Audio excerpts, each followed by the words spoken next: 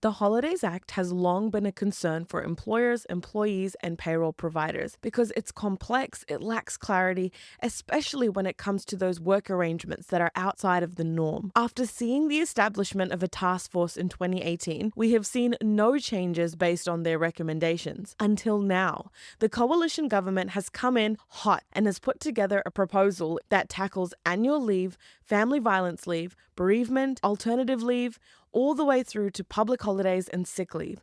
If you want to know what changes are on the horizon, then this episode is just for you.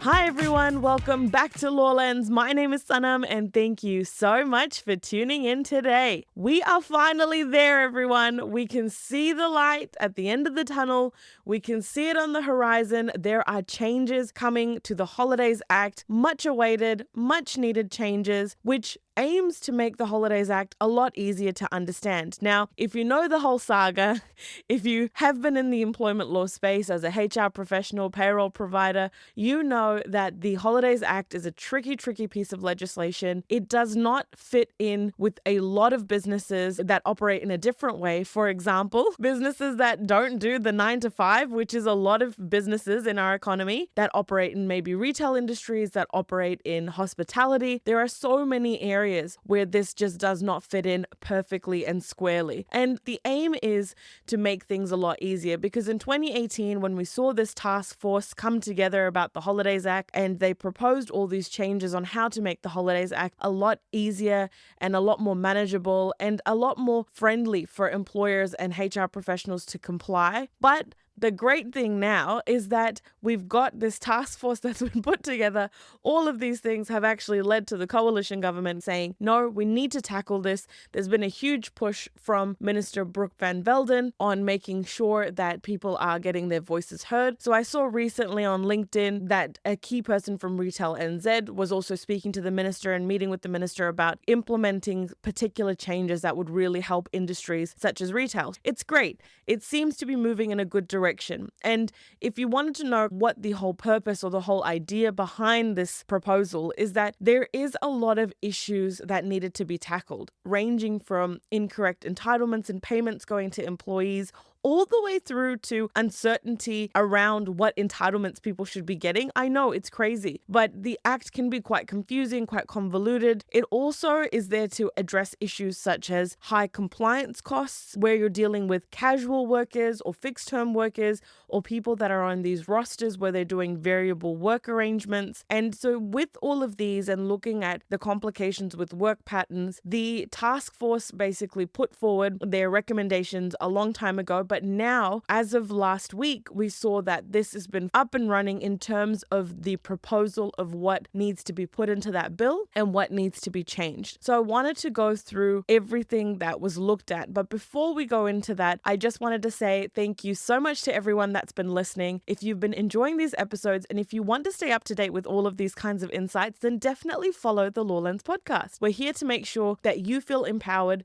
with harnessing employment relations in your workplace. And if you want to take it an even step further, then jump over and follow me on LinkedIn because I will be giving you all the key insights there on a regular basis. Now back to it, I wanted to cover off the criteria that was looked at because I think this is really important, and the reason why they want to implement change is to make 4 key things happen. One is to make the legislation a lot more clear and simple. The second is to make sure that it can be easily implemented. Easily implemented means also being easily updated in payroll systems and also making sure that there's not much need for an employer to use their own discretion, which we know is never good.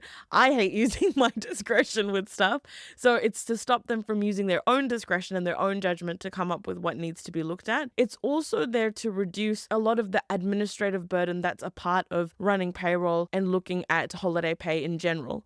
Also, the third criteria is to make things a lot more flexible and future-proof. The last thing in terms of the assessment criteria is to make it balanced between the employer and employee. So that's the assessment criteria. But now I wanted to get into all of the changes that are on the horizon, and these are potential. Keep that in mind. They are just going through now the flows of getting people's opinions, meeting with people, meeting with big industry heads to see what can be changed, what needs to be changed, and to hear everyone out before they really put something formal together that passes through the houses to make it to royal assent. We're not even there yet. So in terms of what we've got now, these are just what we're looking at in terms of proposals on where this bill most likely will be headed, subject to change. So we'll cover off annual leave first. These are the things, the major changes that I could see with the annual leave side of things. The first one is a unit of entitlement. This has been a huge topic of conversation. I know personally for me at work as well, there's always this debate around, is it weeks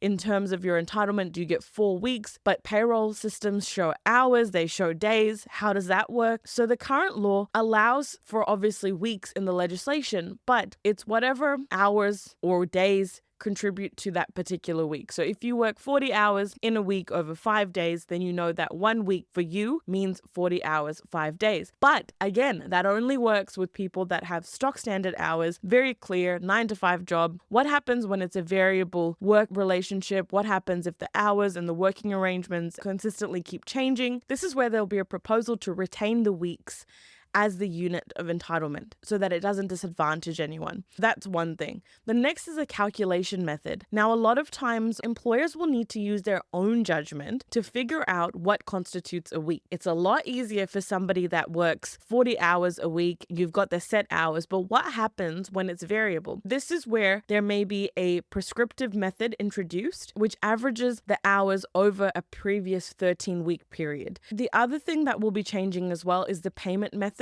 So usually annual leave is paid based on ordinary weekly earnings or average weekly earnings over a 12-month period. What happens when you've got annual leave that comes up, but you've got maybe shorter pay runs or pay timings that are a little bit different? That's why there may be a greater of 3 calculations introduced instead. And that will mean that there will be ordinary leave pay, there'll be short run average weekly earnings, and then long run average weekly earning. Now, in terms of reference periods, this was another thing that came up. It was around calculations for leave often use a 12-month reference period. But when you've got shorter pay runs, like I mentioned before with the payment method, what if that gets shortened to a 13-week reference period? So this 13-week seems to be what is cropping up quite a lot. And this would go to all of those hospo businesses out there, all those retail businesses out there, all those businesses that are using rostering, using different hours, variable hours. This is probably what will be tailored more to you. So this will give you a lot more clarity. Now, in terms of proratering leave, this is where annual leave got a little bit interesting. Employers can actually withhold consent for taking annual leave in advance, but you cannot prevent and unreasonably withhold consent for taking annual leave in advance if it's a pro rata related basis. So just keep that in mind. That is a very interesting one that I think we will need to look out for. We know that pay as you go is usually used in cases where you've got a casual employee, or in some cases with the fixed term that might only be there for a couple of months at a time. If that's the case, then you would know that you pay that 8% of their gross earnings, and they take that on a weekly, fortnightly, whatever pay basis that you pay them out in. What is being proposed now is to have clearer criteria to increase the threshold to understand exactly when pay as you go is actually meant to be used. So then it creates a lot more clarity. The last change when it comes to annual leave is close down periods. Employers right now need to give employees their correct notice for close downs, and it can be a little bit complicated because what ends up happening is a lot of employers will miss the mark or they won't even give the employees the notice, which is scary and alarming, especially when you're directing people to take their leave. But what is being proposed is that written notice will still be required, and it will allow employees to take leave in advance during close down periods. and it will simplify the process. So there's also been changes that are proposed for a lot of other different types of leave. It'll impact family violence leave, bereavement leave, alternative holidays, public holidays, and sick leave. So this whole section that I'm going to talk about now, this is all about those areas that are going to potentially be changed. And the way that I'm going to look at them is I'm going to basically lump them under one topic,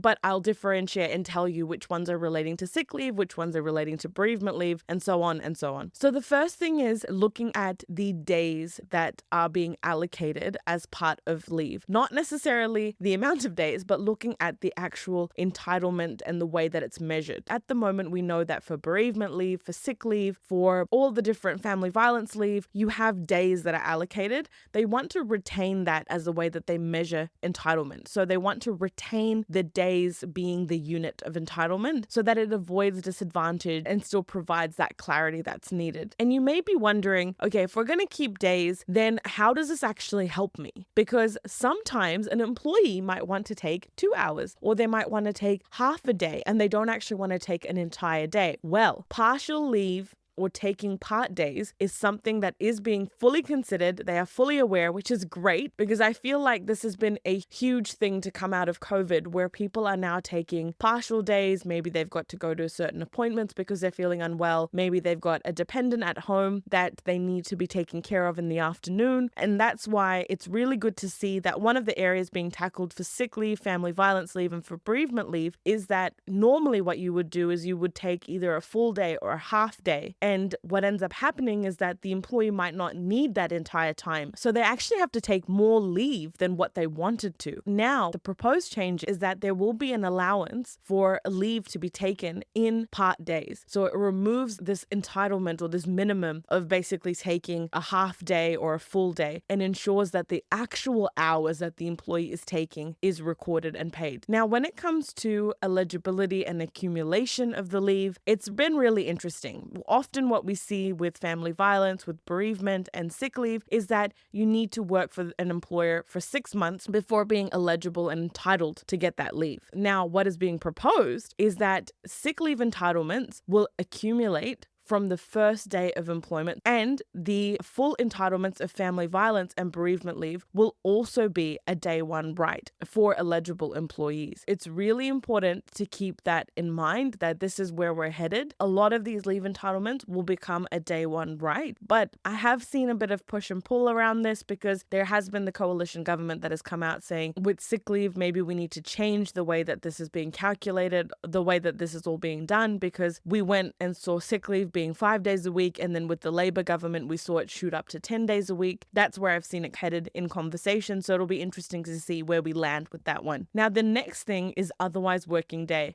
Oh my goodness, is this the bane of everyone's existence when it comes to figuring out whether a public holiday is meant to be paid to an employee or not? And the reason why is because how do you determine otherwise working day when the employee might have worked last week Monday, but then they haven't worked 3 Mondays before that, and then the week before that they worked Mondays for the last 6 months? How do you figure it out? How do you determine otherwise working day? And the problem with the law at the moment is that it requires the employer to use a lot of discretion and judgment, which is where we get into tricky territory. So, what has been proposed is a prescriptive test to determine otherwise working day. So to have something actually in the legislation that the employer needs to follow to make that determination, so that they don't need to use their judgment and they actually have a clear method. And obviously, as we go through these, I will definitely be releasing episodes once we know a little bit more and we know exactly where it's headed. So when it comes to payment methods for family violence leave, bereavement leave, alternative holidays, even sick leave, it's really difficult to really understand exactly what the actual earnings are. So what's being introduced or proposed is a greater of 2 calculation when it comes to these types of leave. So looking at ordinary leave pay and average daily pay, which allows for flexibility for a lot of these employers. Again, it'll be interesting to see how this is going to all play out and what those calculations will look like. Hopefully it'll make things a lot easier for the employer, but stay tuned. We'll hear more as this unfolds. When it comes to bereavement leave, it's usually limited, we know, to immediate family family, where that's when you get those 3 days. Now, what happens when you've got a wider scope of family members? Now, we're in a very different time. We see families coming in all shapes and sizes. They are very different, and they can include step family as well, or family that is recognized through cultural groups or in different ways. So how does the Act fit in with this? Well, the proposed change is to allow for bereavement leave to be taken at any time and on non-consecutive days. It will also allow for the widening of the scope of family members, meaning that it could include a stepfather, stepmother, all different kinds of family members. So hopefully there will be these parameters that will allow for employers to still be protected and also provide employees with that extended and widened scope so that they're able to take leave according to that. The next couple of changes relating to leave and all those different areas is leave when a business is transferred. Does an employee get to keep their entitlement, or does it get transferred to this new employer? What's going to happen in this case, and what's being proposed, is that employees are able to choose whether to transfer the leave or not, or have that paid out to them when their employment is being transferred to a new employer. So this is for transfer arrangements. But if you've got a new employer coming in and the business is being transferred, then it actually will lie in the employee's hands according to the proposed changes. The last thing that's a proposed change is parental leave related. Employees who usually take annual leave within 12 months of coming back from parental leave are usually paid less, right? Because the way that you're looking at it is how much the employer had paid you for being on parental leave. You virtually got nothing because of the fact that you were getting the government payment. What ends up happening when you come back and you try to take leave, maybe it's a shutdown period or something like that, then you don't actually have much leave owing to you in terms of the amount that needs to be paid. What is being proposed is that employees are not actually paid less for taking annual leave in the 12 months from their return to work. This is a huge change.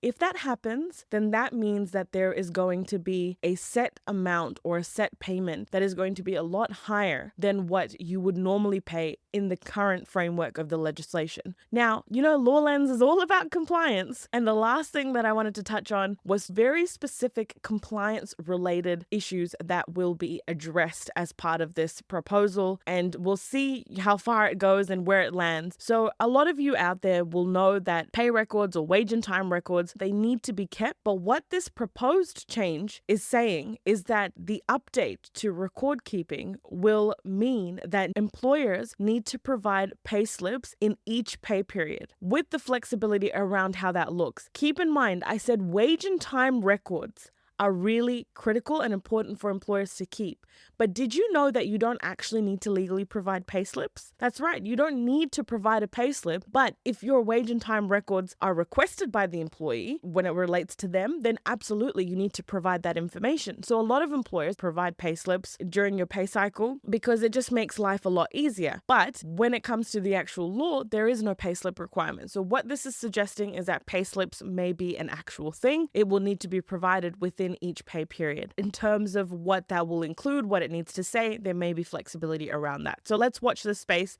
We've definitely seen this as a requirement in a lot of countries around the world, but New Zealand is just one that hadn't implemented it. So these are the critical changes that I could see, and I've linked the information in the description around what exactly will be changing and what will be looked at. Look, it's not light reading, I can tell you that much, but hopefully this was a lot more palatable than sitting through and going through 30, 40 pages of all the different changes and what that's going to look like. But that's why you've got Law Lenz. So keep your finger on the pulse, and if you feel like you really want to be in the know and know all about the changes that are coming up, then I'm going to be putting together a newsletter. So register your interest because it's all about empowering you to harness employment relations in your workplace. Well, thank you so much. I hope you all have a lovely day, night, morning, evening, whatever it may be. And guess what? I'll catch you in the next one, everyone.